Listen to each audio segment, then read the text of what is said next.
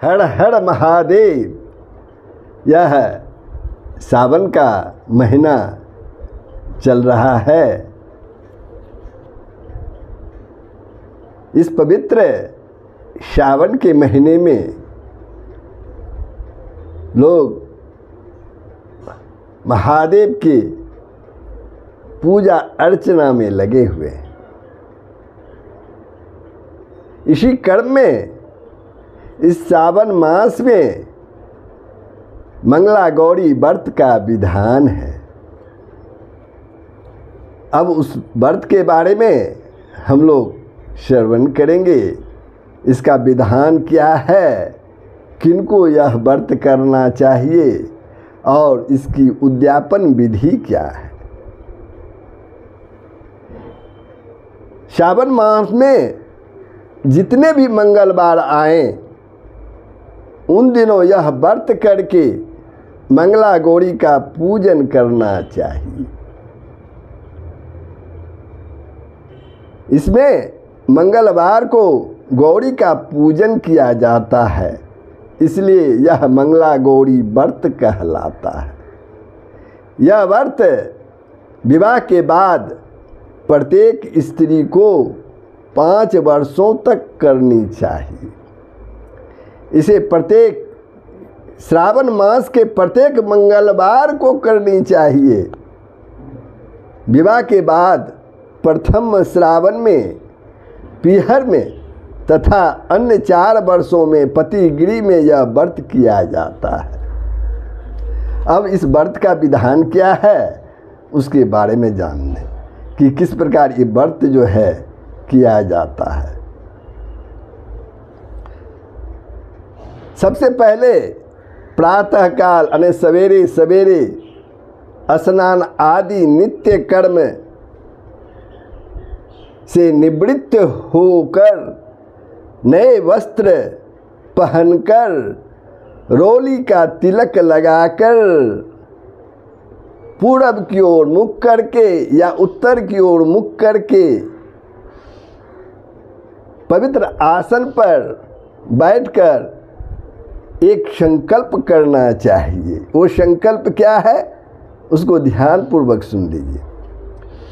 मम पुत्र पौत्र सौभाग्य वर्धये श्री मंगला गौरी प्रीत्यर्थम 5 वर्ष पर्यंतम मंगला गौरी व्रतमहं करिष्ये।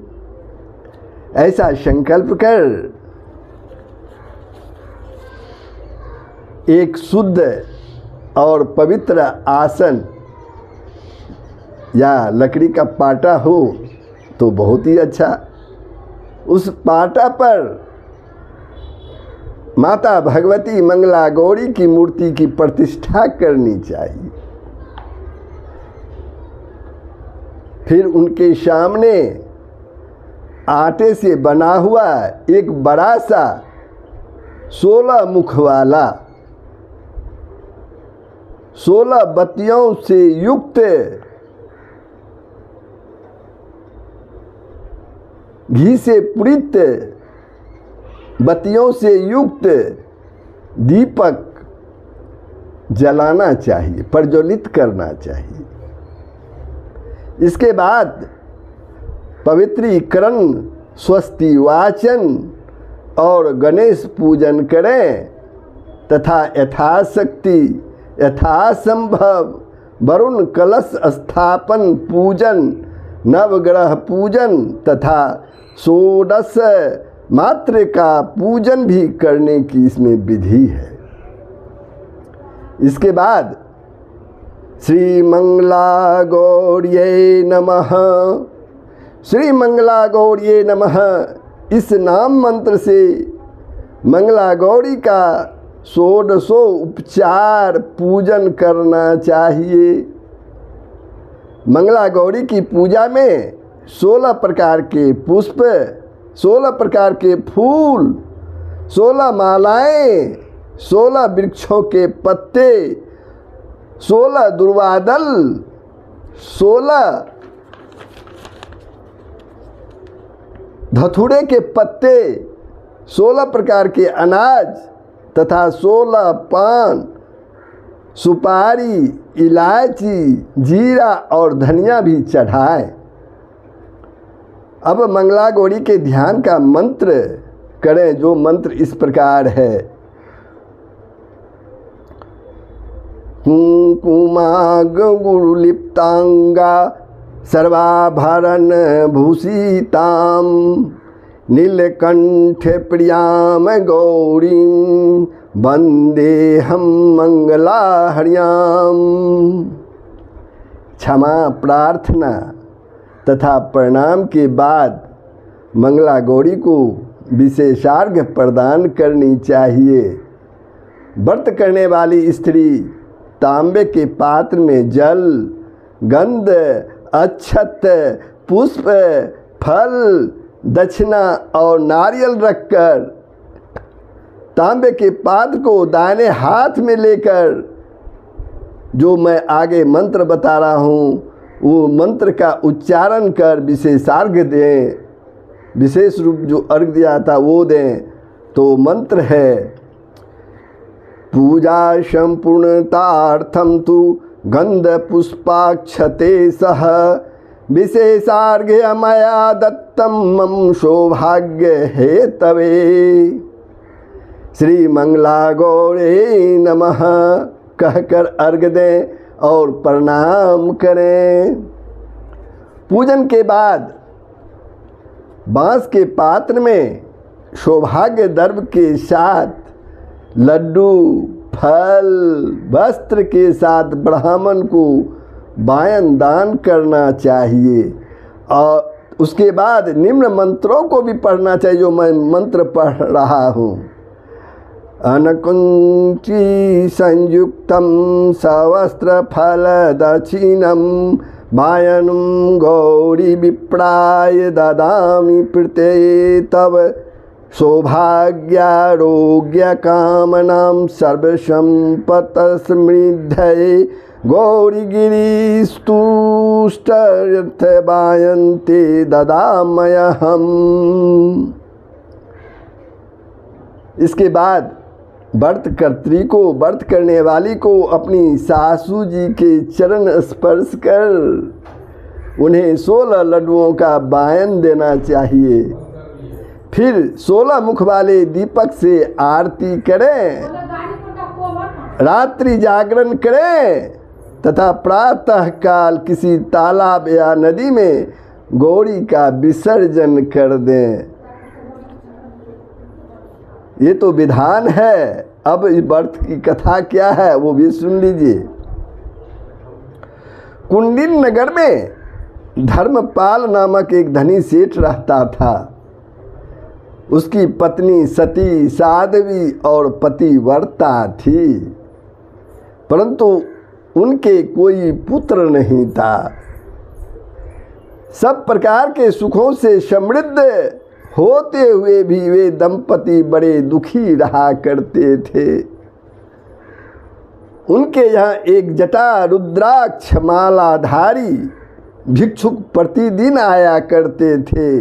एक भिक्षुक आया करते जो जटाजूट थे, रुद्राक्ष का धारण किए हुए रहते थे।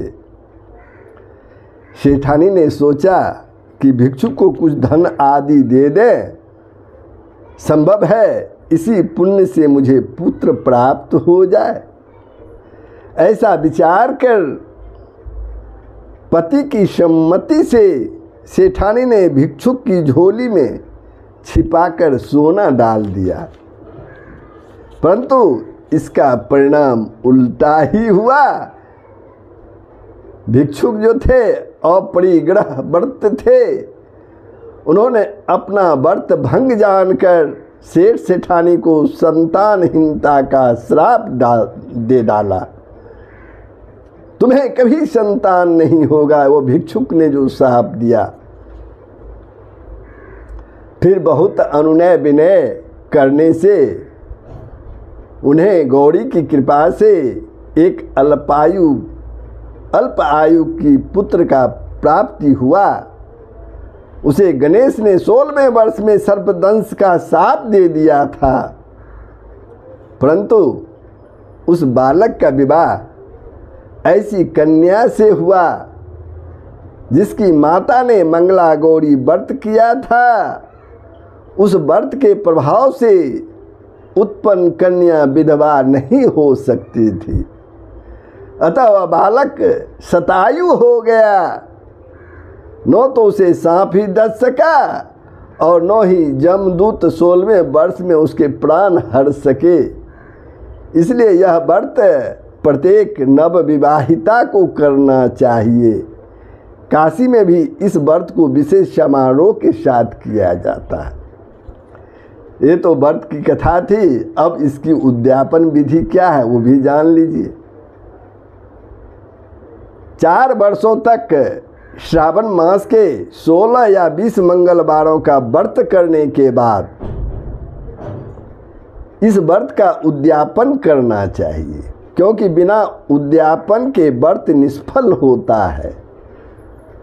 व्रत करते हुए जब 5वां वर्ष प्राप्त हो तब श्रावण मास के मंगलवारों में से किसी एक मंगलवार के दिन उद्यापन करें। आचार्य का वरण कर सर्वतो भद्र मंडल बनवाकर उसमें यथाविधि कलश की आस्थापना करें तथा कलश के ऊपर यथाशक्ति मंगला गौरी की स्वर्ण मूर्ति की स्थापना करें। उसके बाद गणेश आदि के स्मरण पूर्वक श्री मंगला गौरिये नमः इस नाम मंत्र से गौरी का यथालब्धो उपचार पूजा करें। 16 दीपकों से आरती करें। मंगला गौरी को सभी सौभाग्य द्रव्यों को अर्पित करना चाहिए। दूसरे दिन यथासंभव हवन करवाएं और 16 सपत्नीक ब्राह्मणों को खीर आदि का भोजन कराकर संतुष्ट करें और उत्तम वस्त्र तथा सौभाग्य पिटारी का दक्षिणा के साथ दान करें। इसी प्रकार अपने सास जी के पांव छूकर उन्हें चांदी के एक बर्तन में 16 लड्डू, आभूषण, वस्त्र और सुहाग पिटारी दें। अंत में सबको भोजन कराकर स्वयं भी भोजन करें। इस प्रकार व्रत पूर्वक उद्यापन करने से वैधव्य की प्राप्ति नहीं होती है। तो प्रभु आप लोग मंगला गौरी व्रत के विधि विधान और उद्यापन के बारे में श्रवण किया। कैसा लगा कमेंट के माध्यम से हमें बताएंगे। साथ ही शेयर कर दूसरे को भी श्रवण करने का मौका देंगे। हर हर महादेव। जय माता पार्वती।